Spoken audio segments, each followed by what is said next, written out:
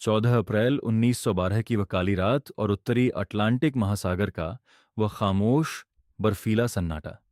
कल्पना कीजिए, इंसान एक ऐसी विशालकाय रचना तैयार करता है जिसे अजेय कहा गया। एक ऐसा जहाज जिसके बारे में दावा किया गया कि इसे खुद भगवान भी नहीं डुबो सकते। यह दावा सिर्फ आत्मविश्वास नहीं, बल्कि मानवीय अहंकार की पराकाष्ठा थी। लेकिन उसी रात, कुछ ही घंटों के भीतर, यह आलीशान सपना समुद्र की अंधेरी गहराइयों में दफन होने वाला था। यह कहानी सिर्फ एक हादसे की नहीं है, बल्कि यह कहानी है उन छोटी छोटी गलतियों की जो एक विनाशकारी श्रृंखला बन गई। टाइटैनिक उस समय की इंजीनियरिंग का एक अजूबा था। 17 मंजिला इमारत जितना ऊंचा और 3 फुटबॉल मैदानों जितना लंबा, यह जहाज पानी पर तैरता हुआ एक महल था। इसके निर्माताओं ने इसे सबसे सुरक्षित बनाने के लिए इसमें 16 वाटर टाइट कंपार्टमेंट्स बनाए थे।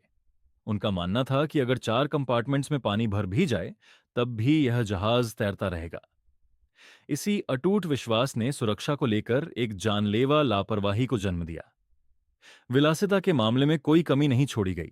जिम से लेकर तुर्किश बाथ तक सब कुछ मौजूद था, लेकिन जिस चीज की सबसे ज्यादा जरूरत थी, उसे नजरअंदाज कर दिया गया। जहाज पर लाइफ बोट्स की संख्या यात्रियों के मुकाबले बहुत कम थी। यह एक ऐसी भयानक चूक थी जो आने वाले खतरे को और भी घातक बनाने वाली थी। सफर के पहले 4 दिन सब कुछ योजना के अनुसार चल रहा था, लेकिन 14 अप्रैल को हालात बदलने लगे।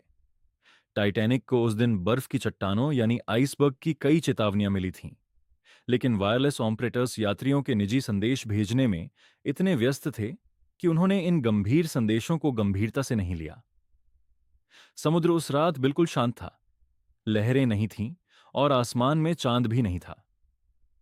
ऐसी स्थिति में अंधेरे में डूबे आइसबर्ग को देखना लगभग नामुमकिन था।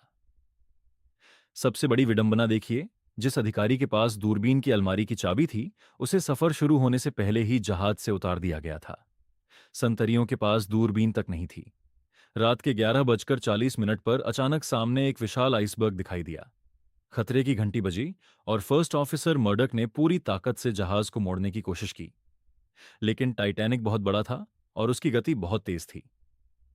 जहाज और बर्फ की चट्टान के बीच एक जोरदार टक्कर हुई। डेक पर मौजूद लोगों को सिर्फ एक हल्का सा झटका महसूस हुआ, लेकिन पानी के नीचे तबाही शुरू हो चुकी थी। जहाज की स्टील की प्लेटें फट गईं और कमजोर रिवेट्स एक एक करके टूटने लगे। पानी एक साथ 6 कंपार्टमेंट्स में भरने लगा। डिजाइन की एक और बड़ी खामी यह थी कि वाटर टाइट कंपार्टमेंट्स की दीवारें ऊपर तक सील नहीं थीं। जैसे ही एक कंपार्टमेंट भरता, पानी दूसरे में गिरने लगता। अब टाइटैनिक का डूबना तय था।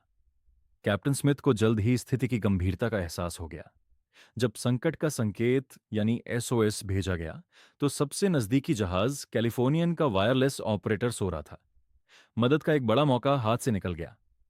टाइटैनिक पर अफरा तफरी मच गई। लाइफ बोट्स कम थीं और जो थीं, उन्हें भी ठीक से नहीं भरा गया। क्रू मेंबर्स को लाइफ बोट्स चलाने की सही ट्रेनिंग नहीं थी, जिसकी वजह से कई नावें आधी खाली ही पानी में उतार दी गईं।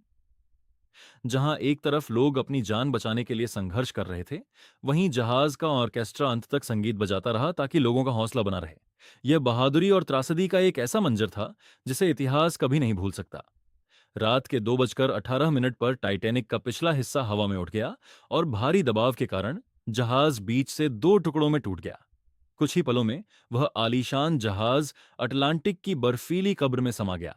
करीब 1500 लोग उस हाड़ कंपा देने वाले पानी में छटपटाते रह गए।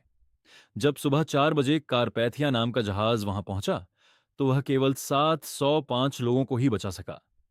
जिसे कभी न डूबने वाला जहाज कहा गया था, वह अपनी पहली ही यात्रा भी पूरी नहीं कर पाया। टाइटैनिक का डूबना कोई रहस्य या श्राप नहीं था, बल्कि यह इंसानी घमंड और प्रकृति की असीम शक्ति के बीच के टकराव का नतीजा था। अगर रफ्तार कम होती, अगर चेतावनियां मानी जातीं या अगर पर्याप्त लाइफ बोट्स होतीं, तो हजारों जानें बचाई जा सकती थीं।